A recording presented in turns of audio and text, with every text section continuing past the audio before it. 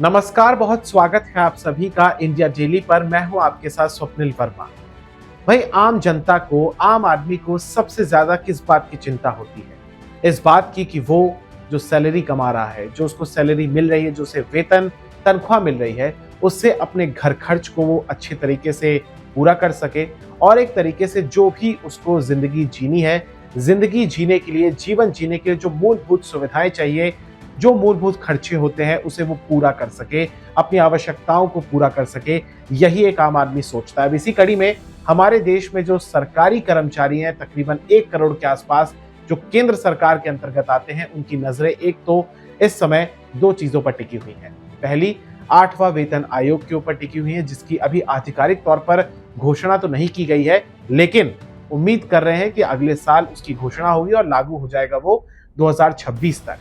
अब एक नजर तो इस पर टिकी हुई है, साथ ही जो दूसरी नजर टिकी है वो टिकी है कि पेंशन पर, जो कि यूपीएस के तहत, क्योंकि उसमें भी जब 8वें वेतन आयोग की घोषणा होगी तो उसके बाद आपको दिखाई देगा कि जो यूपीएस है, जो पेंशन है, उसमें भी वृद्धि होगी, उसमें भी इजाफा होगा, पहले से ज्यादा बढ़कर मिलेगी। तो जाहिर सी बात है कि जो सरकारी कर्मचारी हैं वो लगातार एक तरीके से इन दोनों चीजों पर अपनी नजरें बनाकर रखे हैं। आज की इस वीडियो में मैं आपको बताऊंगा कि आखिर यूपीएस है क्या।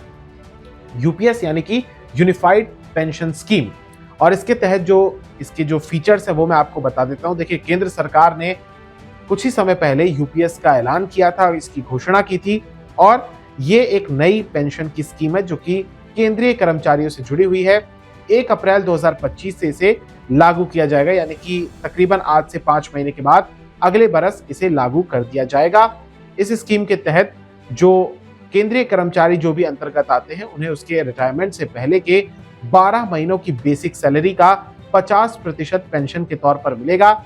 इसके अलावा साथ ही न्यूनतम 10 साल की सेवा के बाद 10,000 रुपए प्रति महीने भी दिया जाएगा पेंशन के तौर पर, और इसकी गारंटी भी दी जाएगी। यानी कि आप मान लीजिए कि एक बहुत अच्छी स्कीम है और गारंटी के साथ इसमें यह बात की गई है।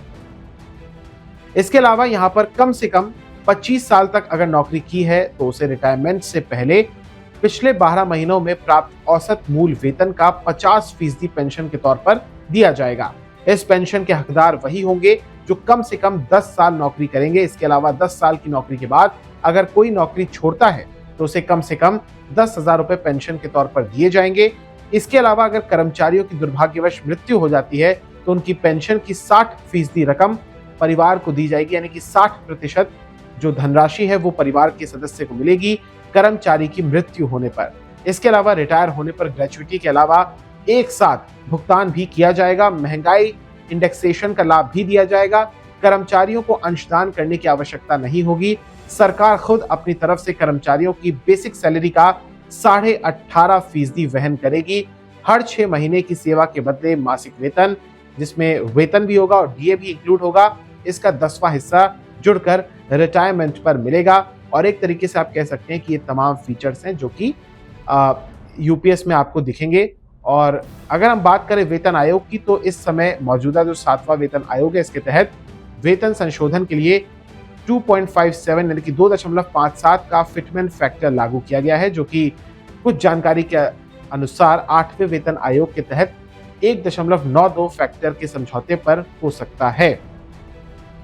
एक तहत आप कह सकते हैं कि यूपीएस के तहत इसमें कितनी सैलरी, कितनी पेंशन मिलेगी, ये भी मैं आपको बताता हूं। अगर सरकार जो है, अगर वो 2.86 का फिटमेंट फैक्टर लागू करती है, तो ऐसे में सरकारी कर्मचारी का मिनिमम बेसिक सैलरी जो होगी वो 18,000 रुपए से बढ़कर हो सकता है कि 51,480 रुपए तक हो जाए। ऐसे में जो न्यूनतम पेंशन है वो मौजूदा 9,000 रुपए से बढ़कर 25,740 रुपए तक हो सकती है। अगर इसमें बदलाव सरकार करती है फिटमेंट फैक्टर में, तो हो सकता है कि सैलरी के साथ साथ आपको पेंशन में भी बदलाव होता हुआ दिखाई दे जाए। तो ये जानकारी आपको कैसी लगी? यूपीएस के बारे में आपको क्या समझ में आया और क्या कुछ हो सकता है आगे? इस पर अनुमान लगाने की कोशिश की है, इस पर आकलन करने की कोशिश की है। बाकी जो भी जानकारी आती रहेगी हम आपके साथ साझा करेंगे। फिलहाल इजाजत दीजिए। बहुत बहुत शुक्रिया, बहुत बहुत धन्यवाद।